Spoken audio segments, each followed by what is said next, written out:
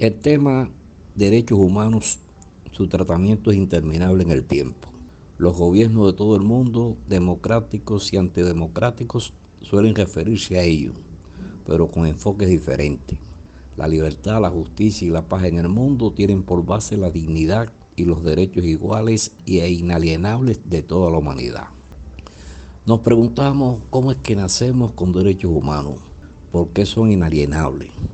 ¿Existe alguna ley humana que le da ese carácter?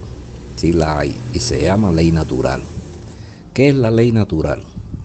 Santo Tomás de Aquino, cuyo tratamiento del tema poco igualan, decía que esa ley natural y sus preceptos infieren del estudio de la naturaleza humana y de sus tendencias básicas, que él definía así: el ser humano tiende a conservar su ser, a conservar la esencia, la especie, a conocer la verdad y vivir en sociedad.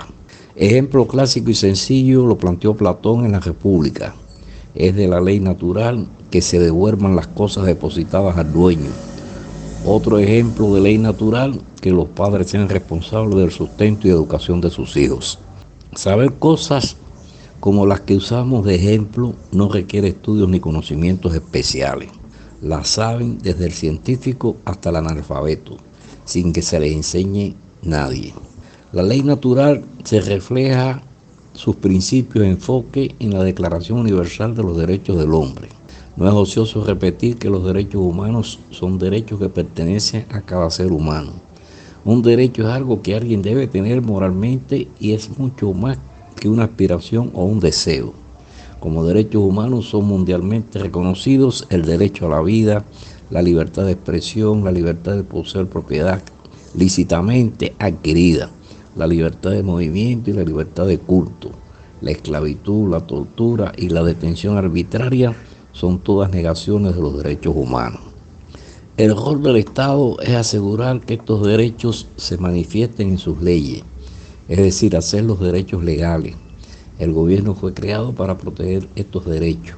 En 1948 estos derechos fueron reconocidos en la Declaración de los Derechos Humanos de la ONU, según la cual los ciudadanos de los estados integrantes podrían llevar a sus estados a la Corte Europea de Derechos Humanos en Estrasburgo.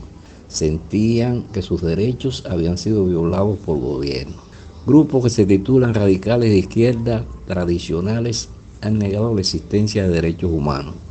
Los rechazan como derechos de los ricos y burgueses, considerando que los reclamos por los derechos del hombre como una otra medida para proteger y potenciar los intereses de las clases propietarias.